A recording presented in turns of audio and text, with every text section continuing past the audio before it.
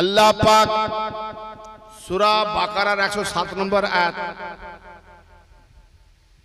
তিনি কি বলছেন শিরক বিদআত সম্পর্কে দেখিয়ে আলাম তাআলাম আন্নাল্লাহ তোমরা কি জানো না আলাম তাআলাম তোমরা কি জানো না আন্নাল্লাহ যে আল্লাহ লাহু মান ফিস সামাওয়াতি ওয়াল আরদ আসমান আর জমিনের বাদশা তার জন্য আসমান জমিনের মুলকিয়াত বাদশাহী আল্লাহর জন্য তোমরা কি জানো না ওমা লাকুম মিন দুনিল্লাহি মিন ওয়ালিয়্যিন ওয়ালা নাসির আল্লাহ ছাড়া তোমাদের কোনো ওলি নাই এবং আল্লাহ ছাড়া তোমাদের কোনো মদদগার নাই আল্লাহ ছাড়া তোমাদের কোনো সাহায্যকারী নাই মেরাজে নবী পাকে কত ওয়াক্ত নামাজ দিয়েছিল এখন কত পড়ছে 5 কে সাহায্য করলো মুসা নবী ঘুরে যান আমার নবীকে বলছেন পারবে না 9 বার ঘুরিয়েছে তাহলে আল্লাহ ছাড়া যখন কেউ মদদগার নাই তাহলে মুসা নবীর মদদ নিয়ে 5 ওয়াক্ত নামাজ পড়া শিরক নয় হ্যালো প্রত্যেকটা আয়াতের আমি নোকতা খুঁজি না মৌলবীদের পুরো কপাল ফেটে চুরমার হয়ে যাবে জি ওমা লাকুম মিন দুনিল্লাহি মিন ওয়ালিয়্যিন ওয়ালা নাসির আল্লাহ ছাড়া তোমাদের কোনো মদদগার নাই জি তা আল্লাহ ছাড়া যখন কোনো মদদগার নাই তাহলে 5 পড়বে কেন মুসা নবী তো আল্লাহ নয় তাহলে 50 পড়ো তাহলে আল্লাহ ছাড়া যখন কোনো মদদগার নাই মোল্লারা যদি নাই আল্লাহ ছাড়া যখন কোনো মদদগার নাই তাহলে ওলি দরবারে যাব কেন ওলির মাজারে যাব কেন ওলির মাজারে যাওয়া শিরক তো মোল্লা আল্লাহ ছাড়া যখন মদদগার নাই তো আল্লাহ 50 দিয়েছে 5 কেন পড়ছিস 50 পড় 5 পড়বি তো তুই তো নিজেই মুশরিক প্রত্যেক একটা মুশরিক কেন মুসা নবীর মদদ দিয়েছিস কাম বাকা কোরআন পড়ে নিজে অন্ধের আলো কানা দাজ্জাল হ্যাঁ এটা কানা দাজ্জাল রহমতের ওই ফুল বাগানের মালিক কামলি ওয়ালা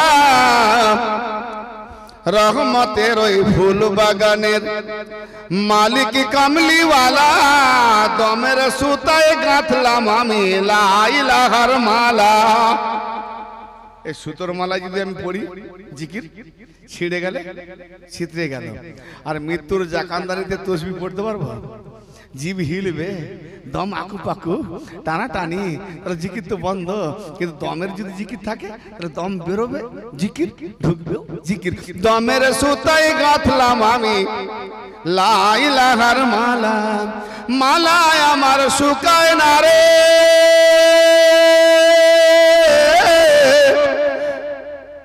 মাঝে মাঝে নাত গজল পড়ছি খারাপ লাগছে নাকি ভালো আছে তো মালায় আমার শুকায় না রে ইল্লাল্লাহর রসে মুহাম্মাদি নাম স্মরণ করে গিরা দিলাম কোষে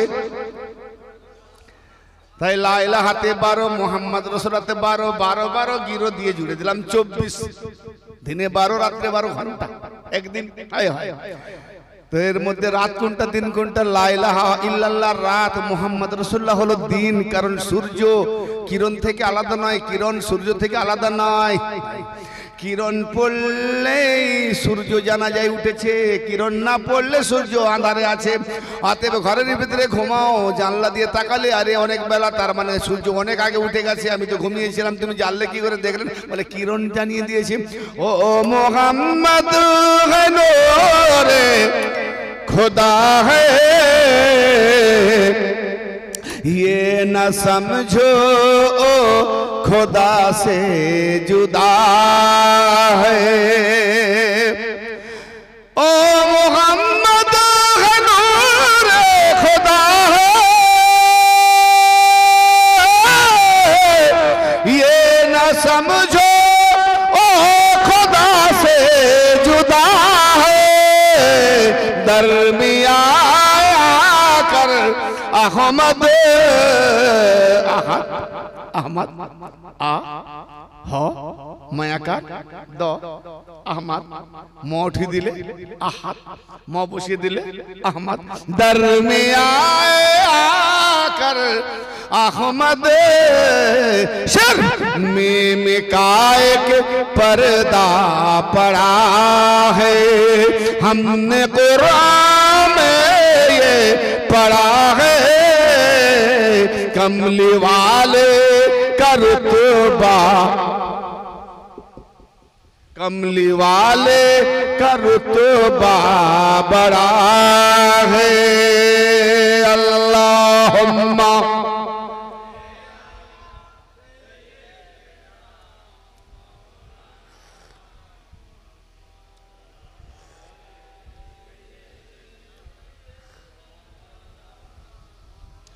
हो करम हम पर शाहे उम्मत का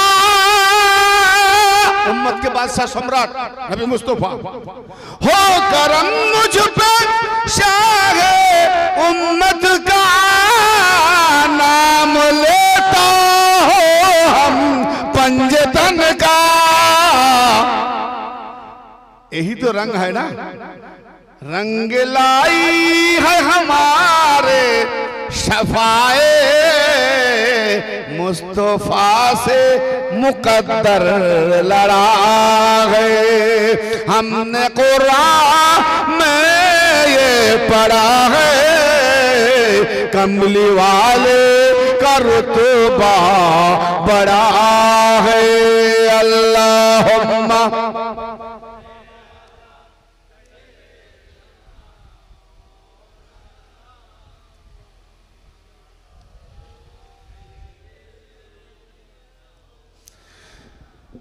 दो मेरे सुताई गाथलाम आमी ला इलाहार माला माला আমার শুকায় না রে ইল্লাল্লাহর রসে মুহাম্মাদি নাম স্মরণ করে গিরা দিলাম কোষে দমের সাথে করছি আমি আরে প্রেমের সাথে করছি আমি মুর্শিদের সুরতে প্রেম হয় না হাই তাসাউর প্রেমের সাথে করছি আমি দমেরই দম খেলা দমের সুতায় গাঁথলাম আমি লা ইলাহার মালা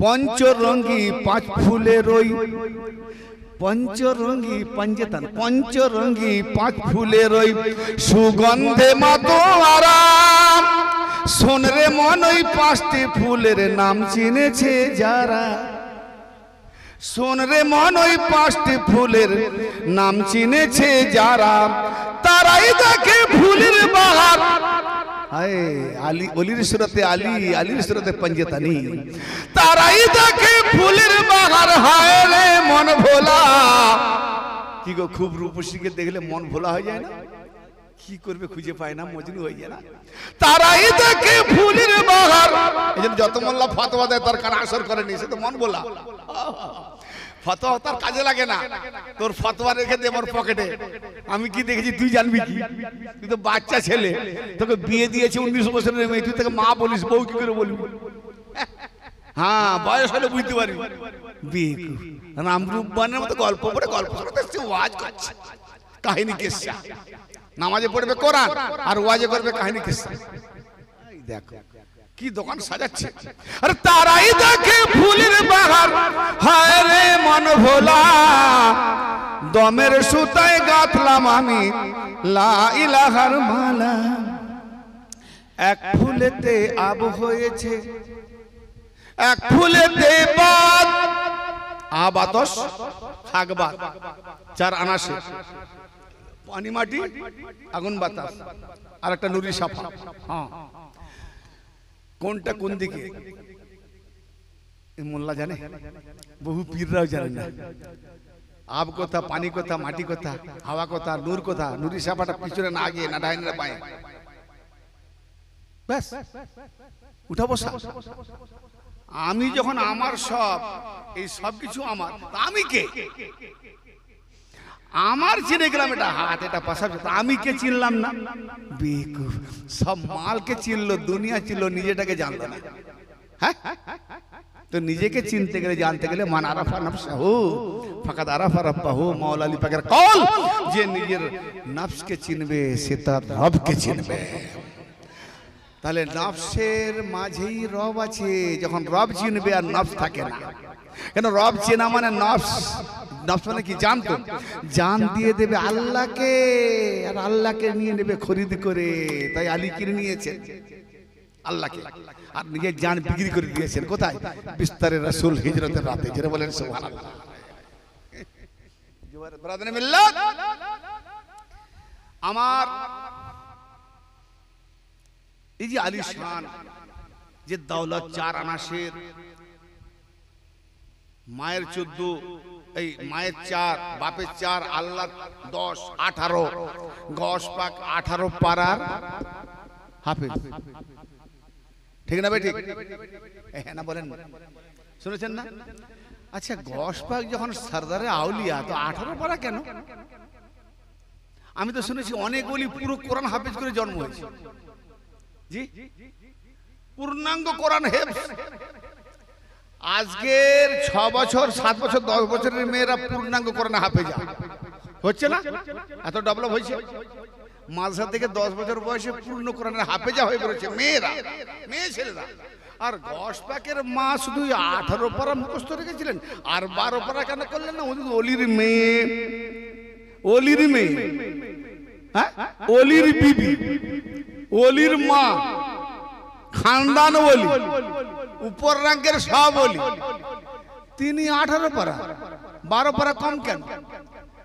পুরো স্বামীর ঘরে বাপের জীবন থেকে নিয়ে যখন ঘর থেকে বেরোতেন না, কাউকে দেখতেন না, তো 12 পারা পূর্ণ মুখস্থ করলেন না কেন? এটা গস পাকের নামে তাওহীন, গস পাকের মায়ের নামেও তাওহীন। জি, 12 পারা 18 পারা ওই কোরআন নয়, 18 পারা মায়ের 4, বাপের 4, আল্লাহ 10, 18 মোকাম জেনে ওলি হয়েছেন। আর এখানে জুড়ে দিয়েছে মুলি সাহেবকে শেখাতে গেছে, বিসমিল্লাহ বলেছে, বাস সূরা ফাতিহা শুরু, ফট তার মত ঠেকলো কেন? পুরো চলবে। হ্যাঁ, হিজিয়ান ছিল নাকি যে 18 পর্যন্ত রয়ে গেল, 12 পারলেন না? হিজিয়ান ছিল না, এই 18 নয়, কোরআনের নয়।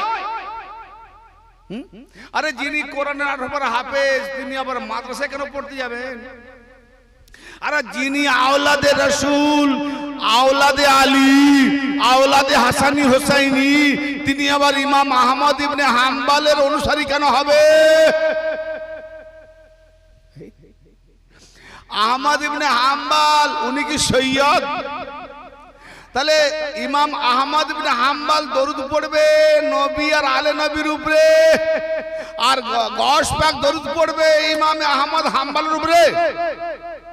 কেন? ইমামদের সঙ্গে হাসর হবে, তাহলে গস পাকের ইমাম হাম্বল, তাহলে ইমাম আহমদ বিন হাম্বলের সঙ্গে ওনার হাসর হবে। আর আমরা আলীর অনুসারী, আলীর সঙ্গে আমাদের হাসর হবে। মর্যাদা কার বেশি? এটা ঠিক কোন না দান কথা করা?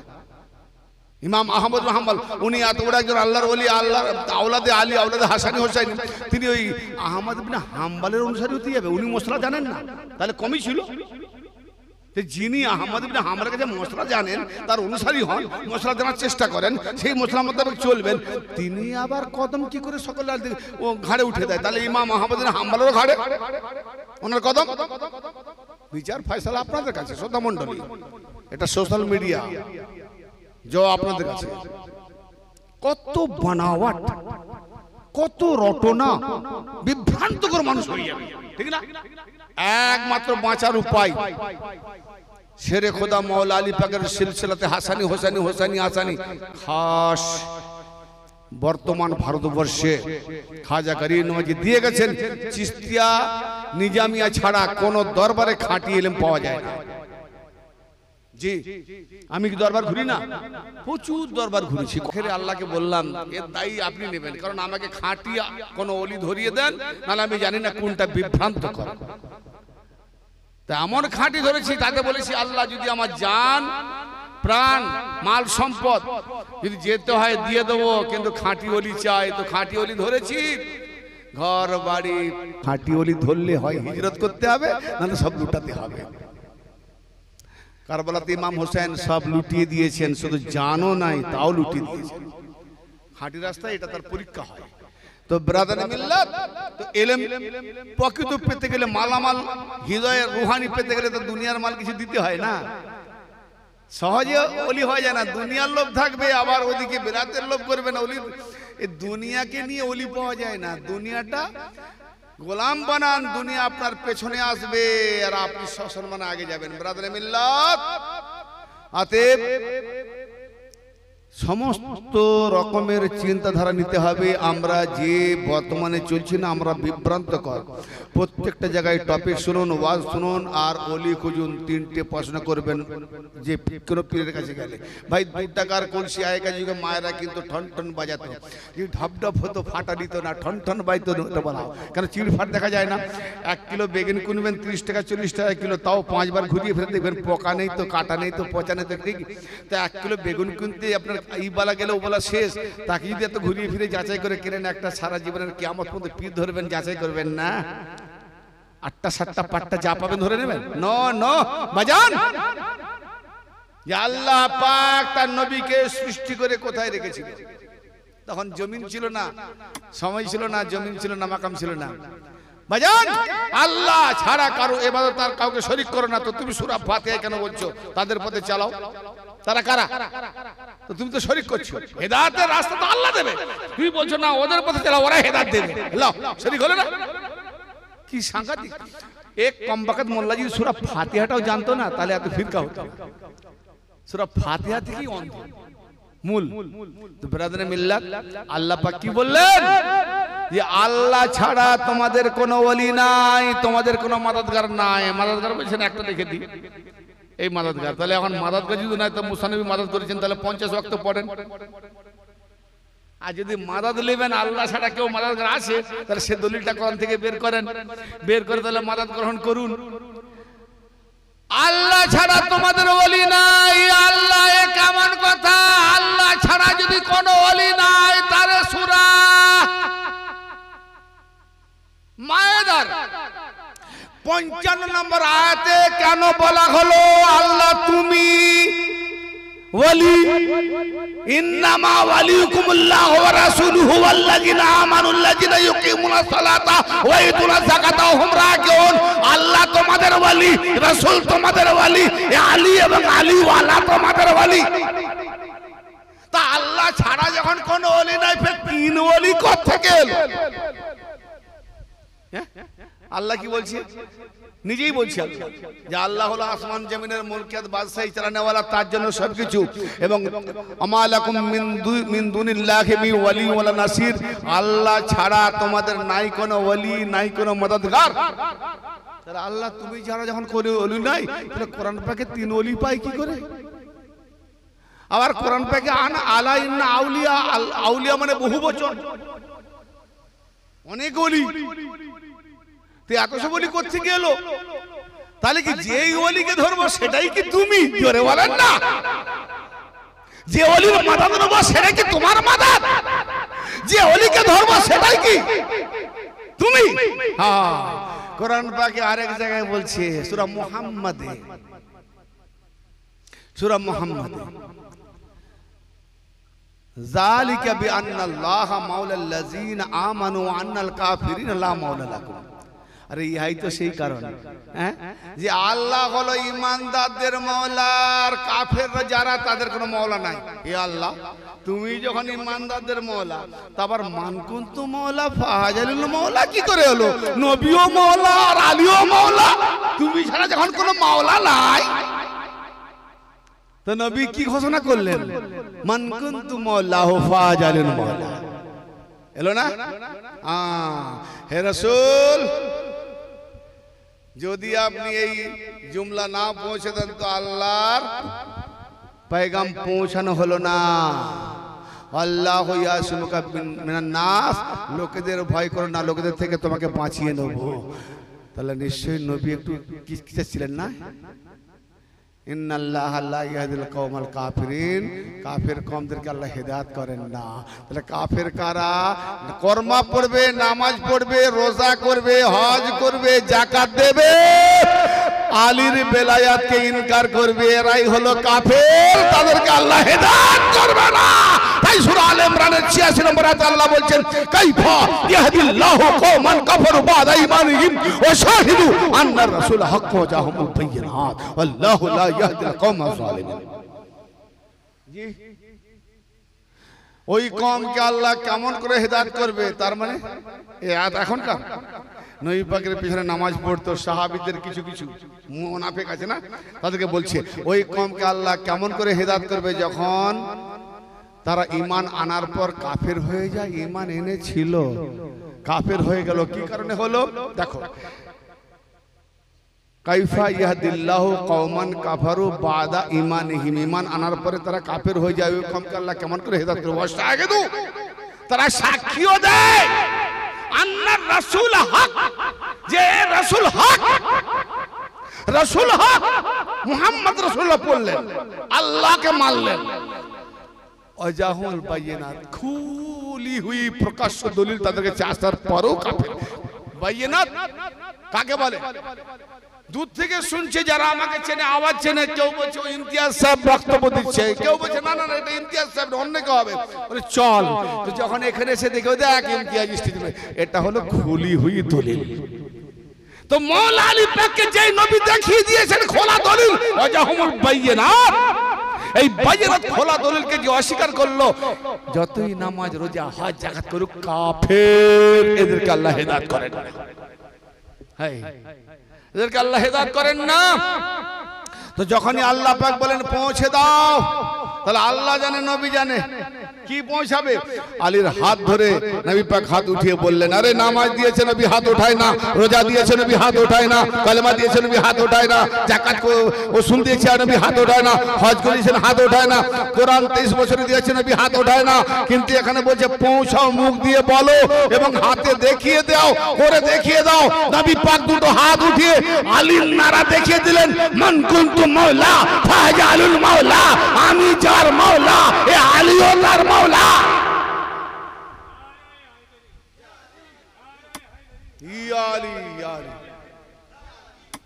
আমি যার মাওলা আলী তার মাওলা।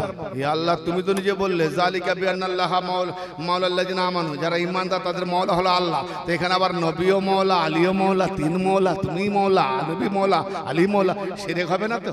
বলে আরে পাগল, যে আলীকে মাওলা মানলো তার রাসূল মাওলা হয়ে গেল, রাসূল যার মাওলা হলো আমি আল্লাহ তার মাওলা হয়ে গেলাম। আলী যার মাওলা নয়, রাসূল তার মাওলা নয়, তারা কাফের হয়ে যায়, আল্লাহ তার মাওলা নয়। মাওলা মানে কি? প্রভু। মাওলা মানে প্রভু, পালনহার। কোন মাওলাকে নিয়েছেন, কোথায় সঙ্গে নিয়েছেন? হ্যাঁ, এরপরে আল্লাহ পাক কি বলছেন দেখুন, আলিয়াউমা ইয়াইসা, এটা সূরা মায়দা 3 নম্বর আয়াত। আর মশহুর দলিল তুরুক ভাবে লাইন পড়ে আছে হাদিস এই আয়াতের উপরে। আলিয়াউমা ইয়াইসা, সময় কম, অতিবাহিত না করে আমি মুখতাসার হাদিসগুলো না বলে ছেড়ে দিলাম। আলিয়াউমা ইয়াইসাল্লাযিনা কাফারু মিন দীনিকুম, আজ কাফেররা তোমাদের দিন থেকে নিরাশ হয়ে গেল। কাকে বললো? যারা ঈমানদার, তোমাদের দিন থেকে কাফেররা নিরাশ হয়ে গেল। তা দিন মানে কি? বেলাতে গদির পূর্ণাঙ্গ। তাহলে যে আলীর বেলাতকে মানলো, আলীকে মাওলা মানলো, আলীকে ওলি বলে মানলো, সেই হলো পূর্ণাঙ্গ দিনের মধ্যে। তাদেরকে বলছে তোমাদের দিন, যে আলীকে মানলো না তারা দিন থেকে খারিজ। আজ তোমাদের দিন থেকে কাফের নিরাশ, কাফেররা নিরাশ।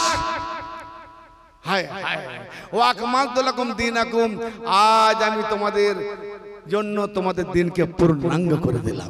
আলিয়াউমা আকমালতু লাকুম দীনাকুম, আজ আজ। এর আগে দিন পূর্ণ হয়নি, নামাজে পূর্ণ হয় না, রোজায় পূর্ণ হয় না, যাকাতে পূর্ণ হয় না, হজ করেছে পূর্ণ হয় না।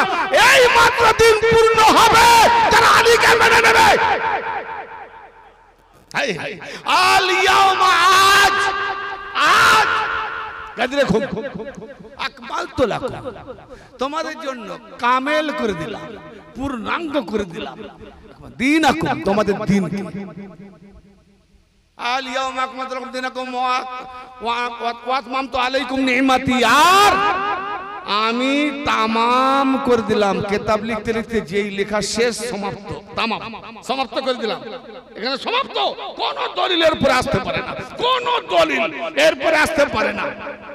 জি, আমি সমাপ্ত করে দিলাম। আলিয়াউমা আতমামতু আলাইকুম নিমাতি, আমার নেয়ামত তোমাদের উপরে তামাম করে দিলাম।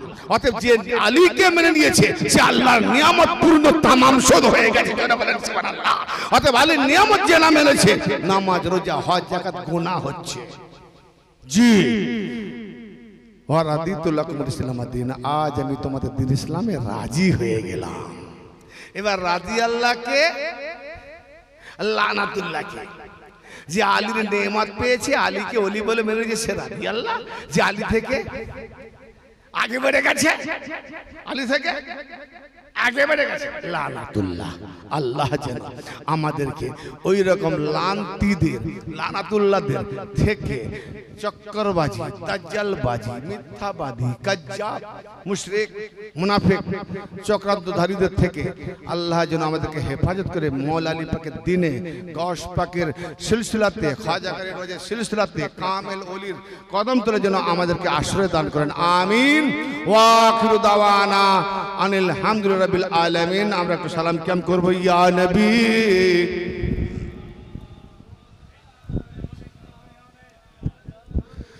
জুতো খুলে দাঁড়ান।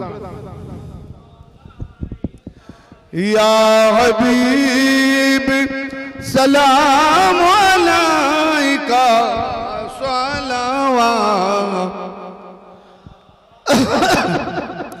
আসসালামু এ জানে আলম, আসসালামু ইমানে আলম, শাহিদি सुल्तान आलम तुमसे है सामाने आलम या नबी